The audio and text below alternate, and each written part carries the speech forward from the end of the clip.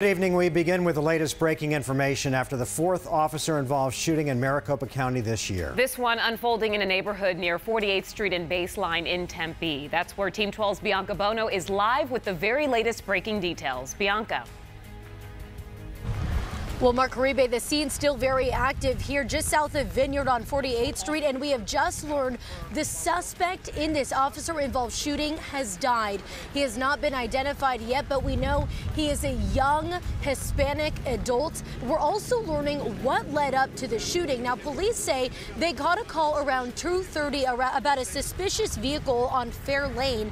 They believe that car may have been connected to some burglary activity in that area. When police showed up, a man who was inside the car got out. He was holding a handgun and then took off running. An officer chased after him, and at one point, police say that suspect turned around.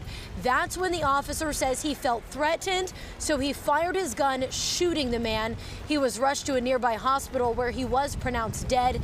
Now we're seeing a massive response by officers as detectives launch their investigation.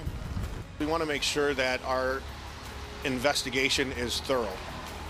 We don't want to cut any corners, so we get all the resources that we have available to us to conduct a proper investigation. And when you have an officer-involved shooting, obviously that's a sensitive subject, and we want to make sure that we get it right. And again, this is now the fourth officer-involved shooting in Maricopa County this year, the first for Tempe Police. Now, police say there was one other person in the car with that suspect. It's unclear if that person is facing charges, and the good news, no officers were hurt. We're live in Tempe. Bianca Bono, 12 News. Bianca, thank you for that update.